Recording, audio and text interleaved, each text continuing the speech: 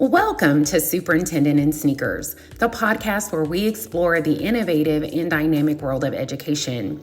I'm your host, Dr. Joy Wilson, and I am so excited to take you on this journey through the insights and experiences of educational leaders who are making a real impact.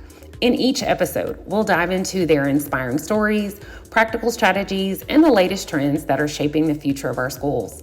As superintendents, we know that leadership is not just about policy. It's about connecting with our students, teachers, and the community at large. That's why we're here, to share ideas and inspire action. Whether you're an educator, school administrator, or someone passionate about education, you'll find valuable insights and actionable takeaways to enhance your practice and foster a thriving school culture. So lace up your sneakers and get ready to step into the conversation, and let's make a difference in the world of education together.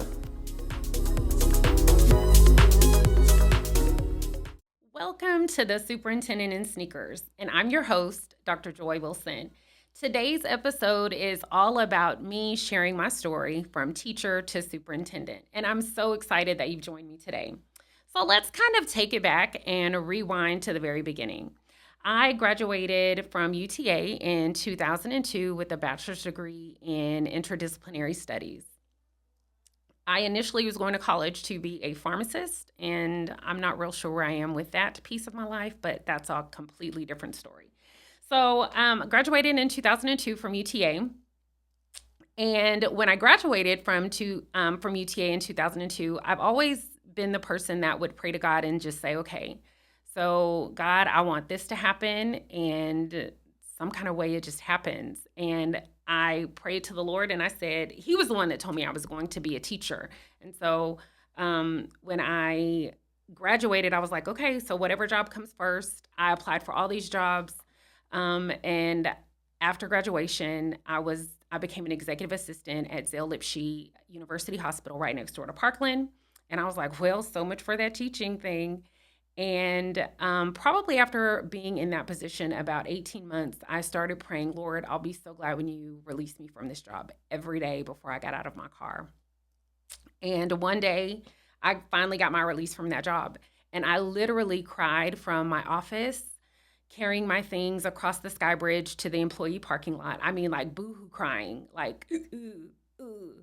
And when I got to my car, the Lord said to me, I've given you the release, and this is how you thank me.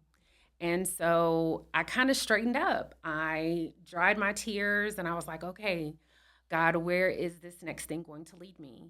And at that time, it was like the end of 2003, maybe the middle of 2000, or like spring of 2004.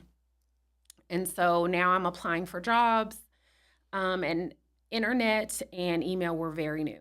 And online applications were completely new. And I just decided that I would start sending emails to all of the schools that I saw that had teaching vacancies. So I would send emails to the principals. And finally, I got a phone call from a principal, and she's like, I want to talk with you about a teaching position, a fourth grade writing teaching position that I have, and I'd love to talk with you this afternoon. I'm like, that's perfect. I'll meet you at your school. She says, but the only thing is I have a haircut appointment like 30 minutes before. She's like, but I might be late. And I'm like, okay, no problem. And she's like, if I'm late, just wait for me. So I'm like, okay. So I get there and I wait 5 minutes. I wait 7 minutes. I wait 15 minutes. And the next thing I know, this old Toyota truck just kind of swoops into the parking lot. I'm like, oh my God. And it's her. And she's running out of the truck, and she's like, oh my God, I'm so sorry I'm late. I'm like, it's no problem. And I was like, if this is any indication of what it's like to work at this school, I don't know that I want to do this. And we go into her office, and she was like, thank you so much for sending me that email. Your letter was so well written. So just tell me a little bit about yourself. And so I'm starting to tell her about myself, and, that I've recently graduated, and that I really would love to teach. And she's like, well, let's go see your classroom. I'm like, what? No real interview? She's like, no, I'm serious. Let's go. Let's walk down and see your classroom. And I'm like, Lord, you really done did this like that quick? So literally, there was no job interview. It was I introduced myself to this principal, and she took me immediately to my classroom. And after taking that job at that school, I ended up asking her. I said, "Why did you choose me to teach at your building?" And she was like, "Well, I wanted you to teach my students because the cover letter that you had written was so well written, and if you can write like that, you can teach my students to write like that." I was like, "Okay." And that was the very first teaching interview I'd had, and I got the job. And that would set the course for me beginning my career in education, but it would also prove to be pivotal after every promotion that I would get. It was very one and the same. One interview, I'd gotten the job. So I was a teacher in Irving ISD for 4 years. And after 4 years, at the end of the fourth year, I had received my master's degree in bilingual education from SMU, and I really wanted to come out of the classroom. So the year I wanted to come out of the classroom, the Lord kept telling me I needed to clean out my classroom. I was like, I don't know why I need to clean up my classroom. I'm not going anywhere. I'm just going to be in this position. And I didn't take the Lord's advice to clean out my classroom. I left my classroom. I left food in my refrigerator. I left things not packed up like the Lord had instructed me to do. And boy, did I pay for that. At the end of June, I got a phone call from my principal at the time, and she said I was not going to be able to return to that position. And there were other campuses within the district that had other positions, and I was more than welcome to apply for those. What she didn't know was that there were other principals that had called me before she told me that, and I was taken aback. I was just completely caught off guard by these phone calls from these principals, and I was like, what are you talking about? Like, I have a job at another school. I'm so confused. But that proved to me that there are some people that you just can't trust. She told me that at that time that she was calling me before she informed any of the other principals. But we see how that wasn't true. So that very day, or actually the next day, the church that I was attending at the time was having noonday prayer. And I ended up going to the church during noonday prayer, and I mean literally, I cried my eyes out and just before the Lord and told the Lord, look, I don't know what to do. This lady's telling me I don't have a job. God, I need you to work this out. And within 3 days, I had 3 job offers. And if you know anything about education, you know that you have to resign before July 4th. Typically, it's before July 4th because it's 45 days before the start of school. But by July 4th, I had 3 job offers. And I was completely floored. I couldn't believe that within 3 days, God had just completely turned this whole situation around. And so now here I am becoming a coordinator in Fort Worth ISD. And so I was working in the literacy department I was going to take a job working for Fort Worth ISD as a coordinator for the literacy department. And so in the start of that position, I really worked at a campus as a literacy coach. And so the current superintendent of Fort Worth ISD, Karen Molinar, she was my principal at the time. And so that's where she and I developed a relationship. She was my boss, and that was an amazing opportunity. When I interviewed with her for the job, she's like, I don't even know if I want to interview you because I know you're not even going to stay a semester. And she was right. From that moment, and again, that was the first interview I had with Fort Worth ISD. The first job I was offered was that position of literacy coach. And again, first interview, job offer, just like it was when I was teaching.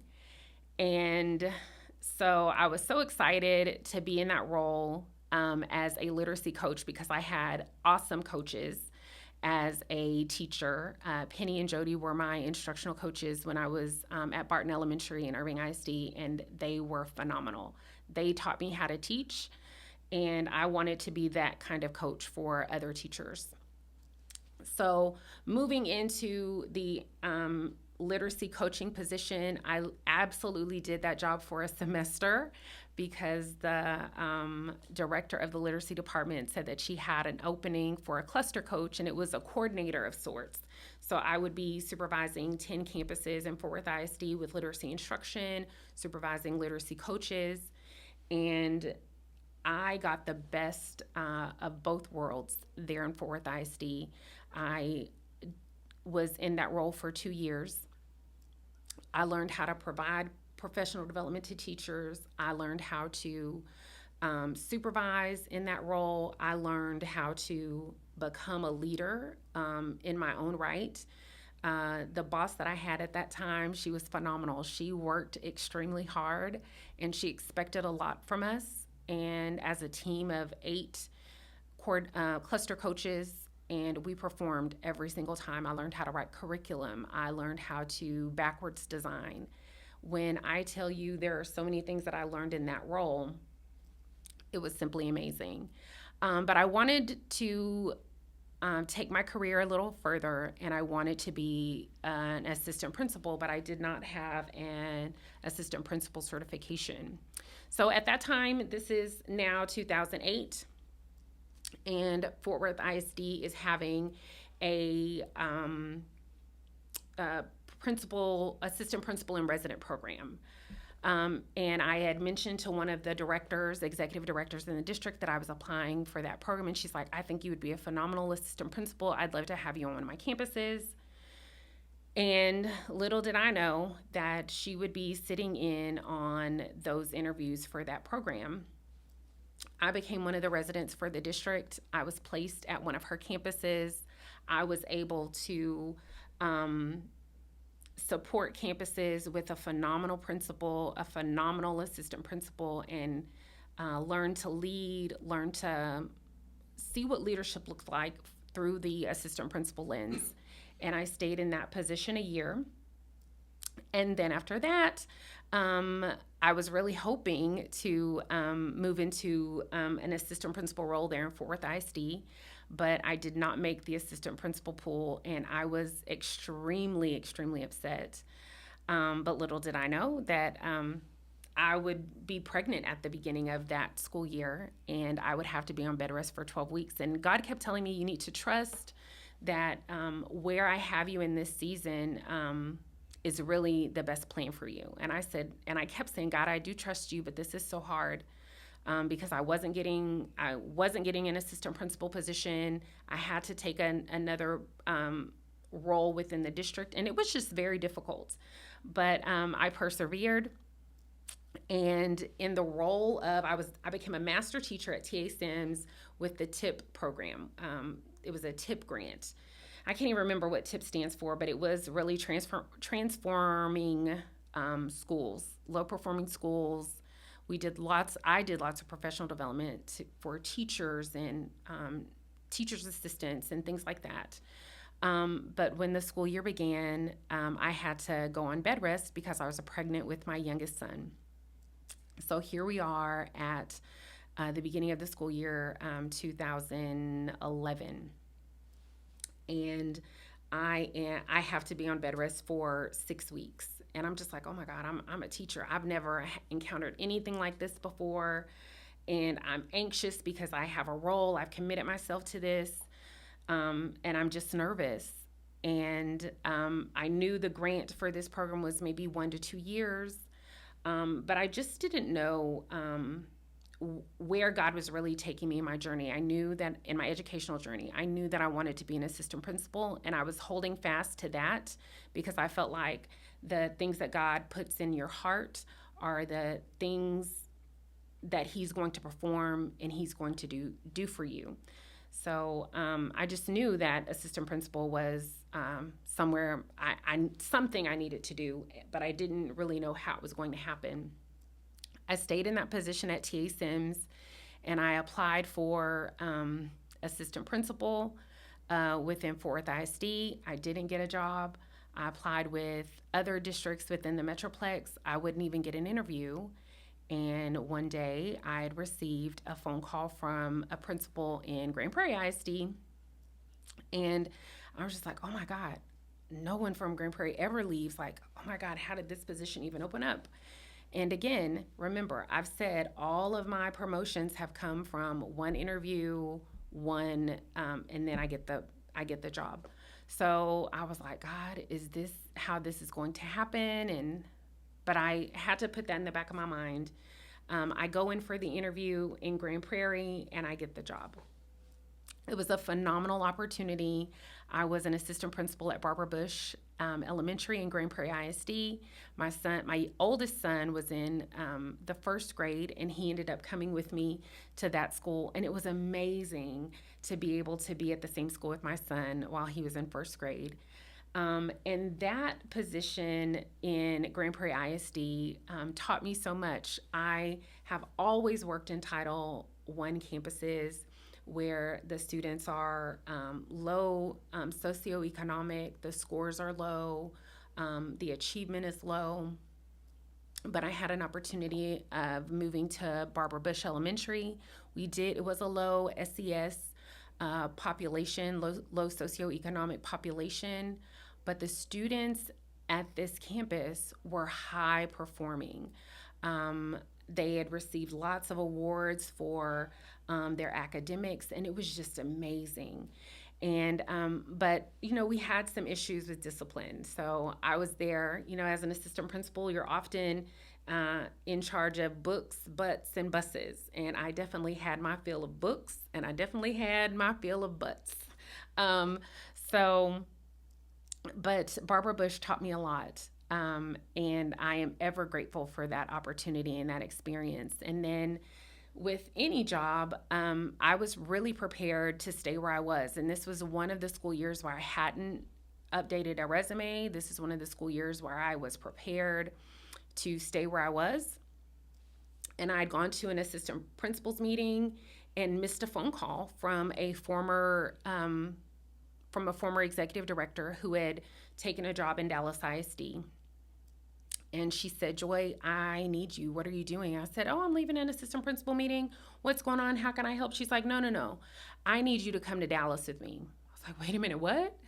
She's like, yeah, we have some openings for principal, and I think you would be a great fit. And I had never thought about, at that moment, I had never thought about moving from Grand Prairie ISD. I was really prepared to spend my career as an assistant principal there.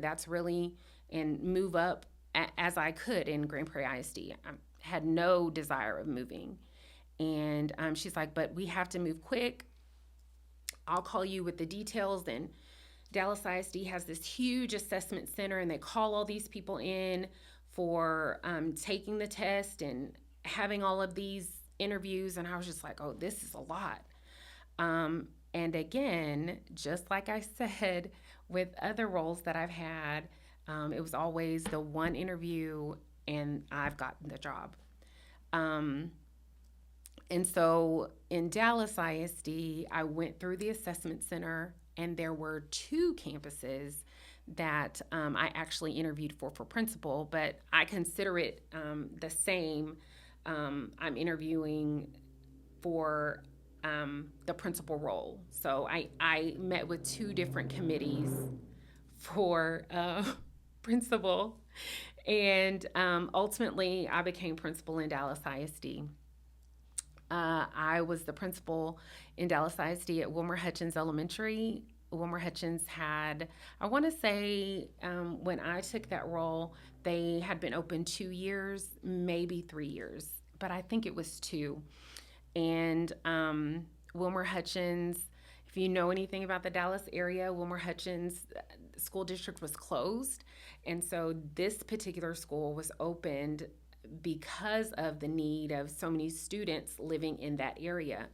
But when I became principal, we had students who were from Dallas proper, Lancaster, Wilmer, the city of Hutchins, and there was somewhere else, one other place that we had students from, I can't remember, but it was merging a population of students together to build a school community.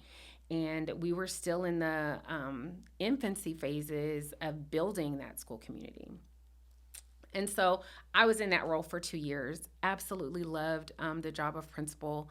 I never wanted to leave the job as principal, but some things took place in my role of principal, and I ended up resigning. And our career in my career of education, I can truly say that adversity comes and you find yourself in new positions and in roles that you never thought were going to be great for you. Up until this time, so now here we are, 2015, and I had been in that role for 2 years. And so I resigned my principal job with Dallas ISD. Mike Miles was our superintendent, and that was a very interesting, an interesting road having him as superintendent. And Mike Morath, the Texas current commissioner of education, he was Dallas ISD's school board president at the time. So you see that connection. I never knew that that's how things in education work, how you make friends as you go along the way. But I quickly found out that that's how things happen in education. And I, as an only kid, I never knew that connections, especially in the world of education, were that important. So here we are, 2015. Am now looking for a new role. I reached out to a colleague that I met in my time with Fort Worth ISD, and she was a principal. She had taken a role as principal in Waco ISD, and she was telling me how the high school scores, ELA scores in Waco ISD really needed some TLC. And she was like, Joy, you have all this elementary background. You have the training from Fort Worth ISD with small groups. She was like, I really would love to see what you can do with students who are retesting at the secondary level for English 1 and English 2. And I was like, I know nothing about English 1 and English 2. And she said, well, I need you to study because I think you would be great for a secondary reading coordinator position in Waco ISD. And I was like, okay. So that's what I ended up doing. Again, I had the one interview, the one opportunity, and I became a secondary reading coordinator there in Waco ISD. And I did that job for almost 2 years. No, I did that job for a year. And in that time, we raised scores in Waco ISD for English 1 and English 2. I worked with Waco High School and University High School, and we made tremendous gains that school year. From there, I actually took some time away from public ed, and I did some consulting. And so I was able to travel to a few other states and do professional development. I found that I absolutely love training teachers. I love training principals. And so I worked with a company that was based in Florida. And for a couple of years, I started doing some training with this company, training in Florida, Iowa, training in Pennsylvania, school transformation work, but still very close to education. So here we are again. I find myself in a place where I have the need where I want to get back into public ed, and I don't know how I'm going to do it. A friend of mine who I had worked with in Waco, she had taken an assistant superintendent or an associate superintendent position in Royal ISD, and she asked me to come and train her teachers, her elementary teachers, on the new TEKS. And I did that, and it was absolutely phenomenal. I met the superintendent at that time, Dr. Ackley, met a few board members, and it was amazing. It seemed like a great fit. I came in, I trained teachers on the TEKS, our Texas Essential Knowledge and Skills for ELA in Spanish and English, and trained teachers on how to make the standards more student centered to ensure that they were getting the most out of their instruction every single day. And so after doing that for a year and working very closely with a couple of teachers at their elementary campus, and then doing some leadership work with a new principal there, the superintendent asked me to come on as an executive director of curriculum and instruction. And it was phenomenal work.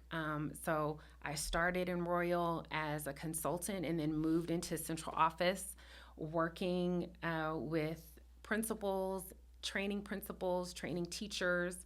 And just there, we were able to build a team of instructional coaches where we were able to talk about curriculum work. We were able to use some of the work that I had in Fort Worth ISD and use that to build out our coaching platform and build our instructional coaches.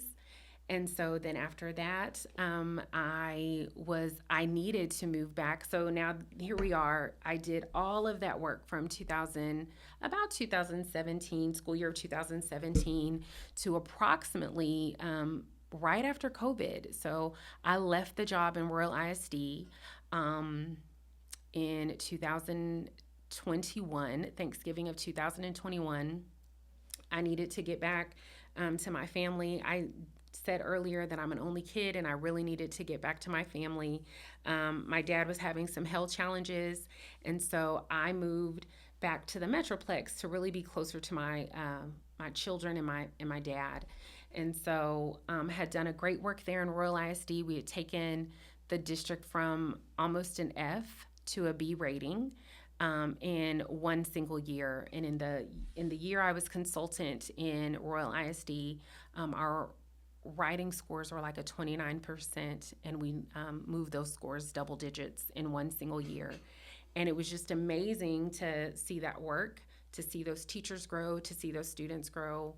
I have invaluable relationships with students and teachers within that community, and I am grateful to the time that I was there. While I was there in Royal ISD, I was also able to have an interim associate superintendent role of curriculum and instruction while my boss was out on maternity leave, and that was amazing. And so during all that time, I was working on my doctorate degree. I got bitten by the bug of continuing education, and so here we are, 2021. Actually, I graduated with my doctorate degree from Texas A&M Commerce in 2020 during COVID. So I was able to have the opportunity those few months that we were off and we were doing virtual school. I was able to from March to December, I was able to write my dissertation and get that done. And so here we are at the end of my time with Royal ISD. I need to get back to the Dallas-Fort Worth Metroplex. And I'm applying for all these jobs and thinking that I just need a reset. And I had the opportunity of applying to Fort Worth ISD again as an emergent bilingual programs coordinator. And again, one interview in Fort Worth again, and there I landed that role as emergent bilingual programs coordinator for secondary. So I supported secondary campuses with ESL instruction, trained teachers, worked with some students, and again in that role, I was there for almost 2 years, and had an amazing opportunity.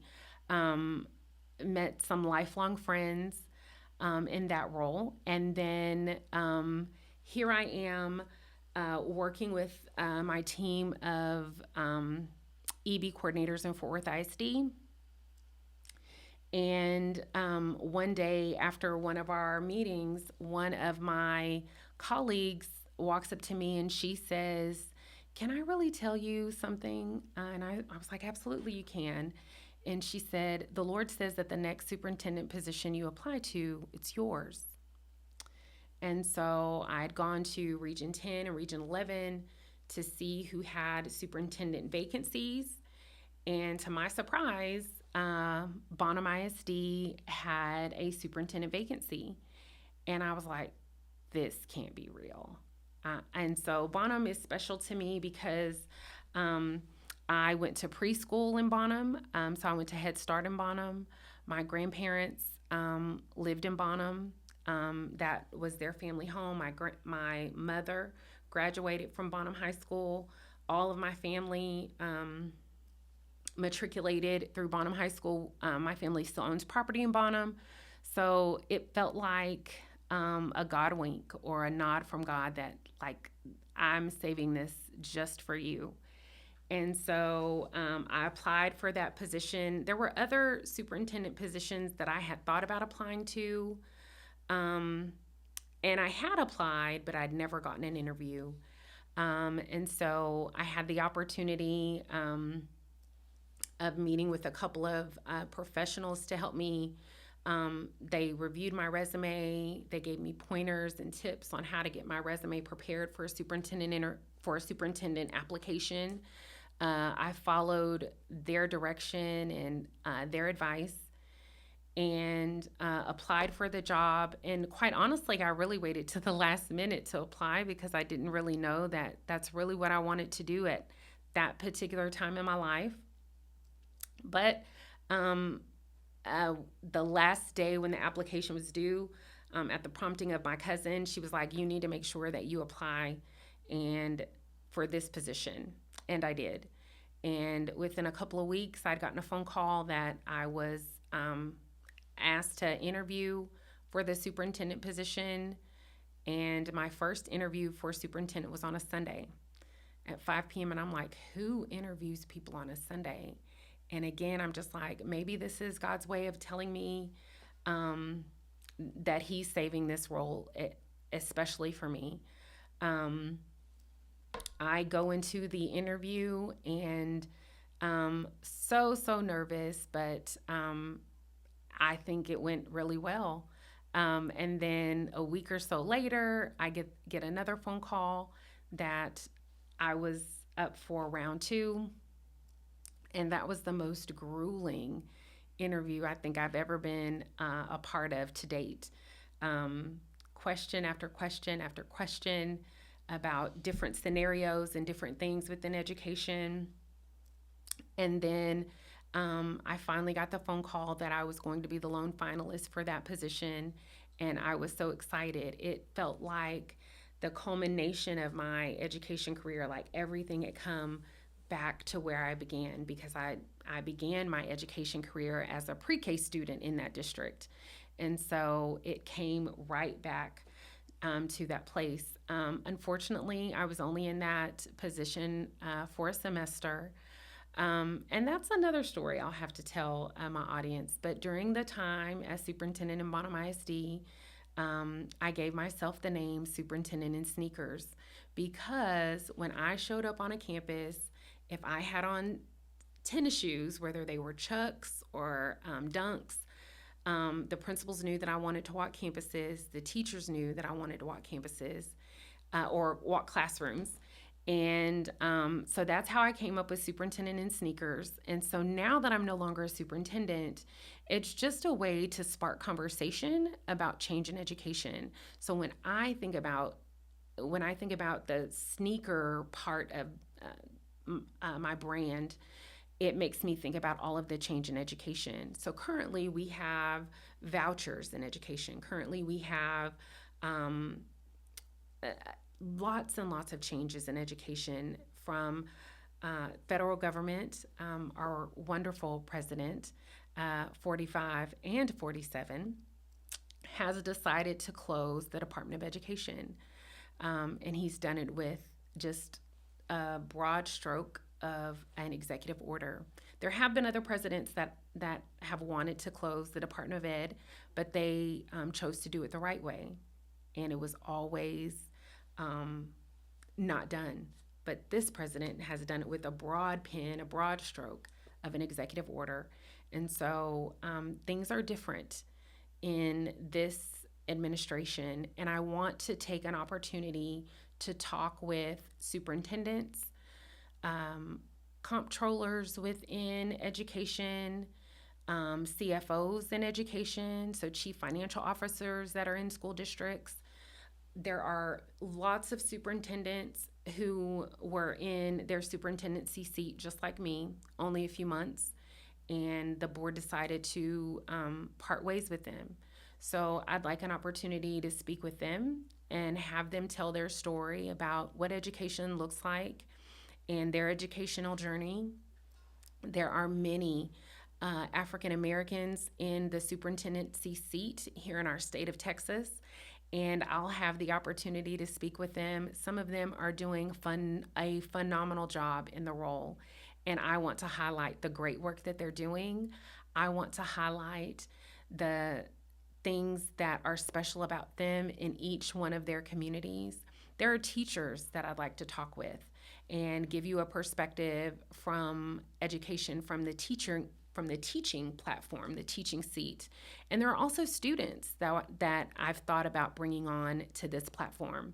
So when you see the superintendent in sneakers, you will see a broad array of guests that I will bring before you that will share their perspective in education in a very informative, a very motivational way.